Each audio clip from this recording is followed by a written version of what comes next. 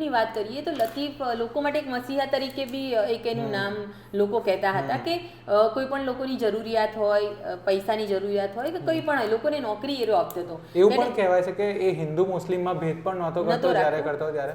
એમાં એવી વાત સામે આવી રહી હતી કે એ પોતે જે ધંધો કરતો હતો, જનરલી અત્યારે કેવું હોય છે, અત્યારે બુટલેગરોની વાત કરીએ, જે અત્યારે કરંટની હું વાત કરું તો બુટલેગરો માટે દારૂનો ધંધો કરવા માટે ક્યાંક ગોડાઉન રાખવા પડતા હોય છે, જ્યાં એ દારૂ છુપાવીને રાખે અને જે તે નાના નાના જે બુટલેગરો તેને સપ્લાય કરે.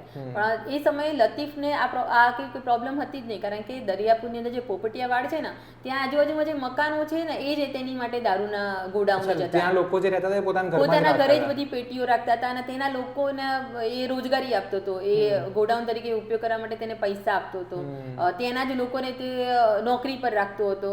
એટલે એક એના પોપટિયાવાડની અંદર જ તેણે પોતાનું એક સામ્રાજ્ય ઊભું કરી દીધું, કિલ્લા જેવું બનાવ્યું. હા બિલકુલ. ત્યાં એ સમય એવો હતો કે 1890 સુધીમાં પોલીસ કર્મચારી કે અધિકારી કોઈ દરિયાપુર પોપટિયાવાડમાં જઈ શકતા નહોતા, કેમ કે એક ડર અને દહેશત હતો, કેમ કે લતીફ સિવાય એના જે સાફ શૂટરો કે જે ગુંડાઓ હતા એ લોકો બી એટલું પોલીસ ઉપર એટેક કરી લેતા હતા, એટલે પોલીસ સખત ડરતી હતી.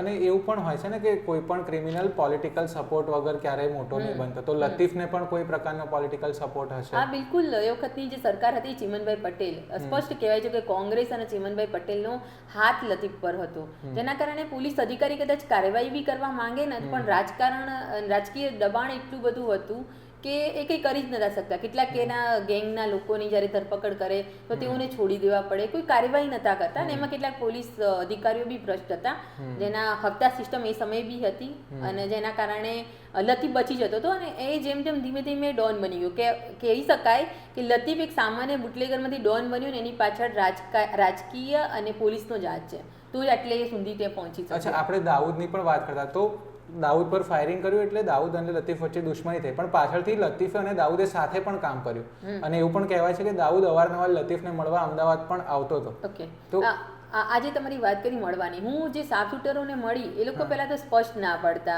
હોય છે કે દાઉદ ઓન રેકોર્ડ એ લોકો ના પાડે છે, પણ હા દાઉદ અને જે લતીફની જે મીટિંગ થઈ એ લોકો વચ્ચેની જે દુશ્મનાવટ છે એ દૂર પણ અમદાવાદમાં થઈ ને સરખેજની કોઈ મસ્જિદની અંદર તેઓની મીટિંગ થઈ. અને મીટિંગ કરાવનાર ને કરીમ લાલા જે હતા, એ મુંબઈમાં એક મોટું નામ હતું, કંઈક ગેંગના જેટલા બી લોકો હોય ડોન એ એની વાતો માનતા હતા. તો એ સમય કેવું હતું, આલમજેબ અને દાઉદ વચ્ચેનો ગેંગ વોર ચાલતો હતો, બંને એકબીજાના જે કાંટો કાઢવા પાછળ જ બધું પ્લાનિંગ કરી રહ્યા હતા.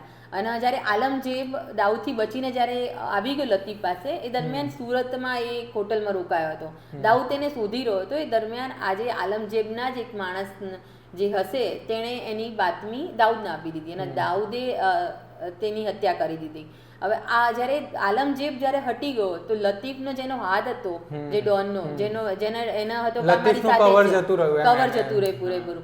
એનો નો ડાઉટ ત્યાં સુધી અમદાવાદમાં લતીફ બહુ મોટો થઈ ગયો હતો, કંઈક રાજકીય રીતના બી તે આગળ વધી ગયો હતો, કેમ કે ચિમનભાઈ પટેલની સરકાર હતી એટલે એનો એ દબદબો હતો, પોલીસ અધિકારીઓ આઈપીએસ અધિકારીઓ બી એની સાથે સપોર્ટમાં હતા. એટલે અને એ દરમિયાન એક કહેવાય મુસ્લિમ કોમ માટે એક મોટો નેતા બની ગયો હતો, કારણ કે એ સમયે જ્યારે રાઇટ્સ થયા હતા અને ઘણું બધું થયું હતું ત્યારે એને મુસ્લિમોને સપોર્ટ કર્યા હતા અને બધી રીતના એ આગળ વધી ગયો હતો. એટલે એ બી એક અમદાવાદનો એક ડોન બનીને આગળ આવી ગયો હતો, આલમજેબના જે ફાયરિંગ કર્યું ત્યાં.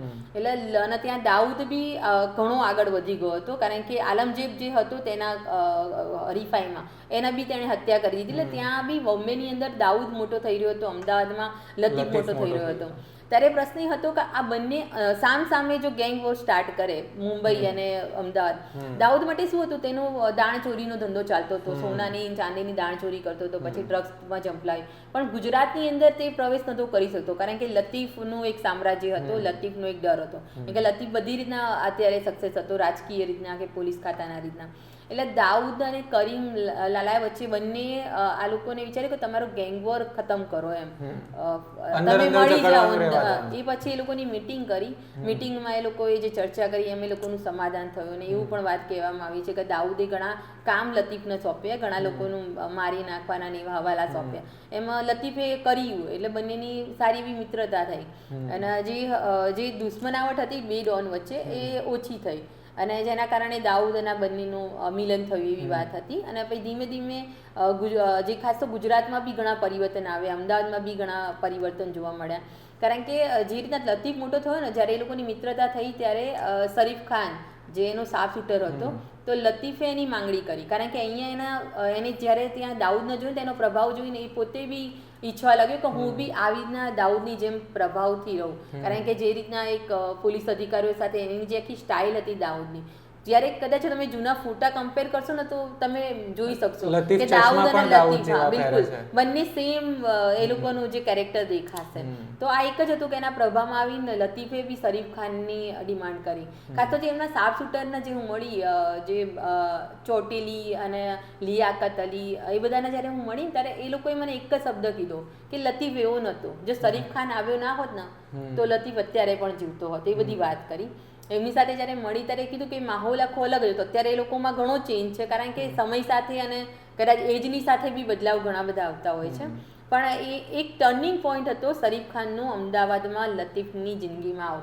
એ પછી આ લતીફનું એન્કાઉન્ટર સુધીની આખી જે થઈ છે શરીફ ખાનના કારણે જ થઈ છે. એટલે કે શરીફ ખાન આવ્યું ત્યારે એવું કહેવાતું હતું કે શરીફ ખાનના 40,000 પગાર એ સમયમાં 90માં લતીફ આપતો હતો. ત્યારે એવું કહેવાય કે અમદાવાદના પોલીસ કમિશનરનો બી પગાર 40,000 ન હતો. એક ડર બેસાડવા માટે એ લતીફનું ઇન્વેસ્ટમેન્ટ અને બધે સાફ શૂટર હોય એટલે કોઈ બી જ્યારે તેના વિરોધમાં કોઈ પણ બોલે તો એ એને અને આ શરીફ ખાનના ભાઈઓ હજી કદાચ અમદાવાદમાં જ રહે છે. હા છે ને, એનો દીકરો બી હતો મુસ્તાક, કદાચ અત્યારે હાલ છે ને હાર્ટ એટેકમાં એનું મોત થયું. એટલે એનો દીકરો શું પોતે બિલ્ડર તરીકે ઉપસી આવ્યો.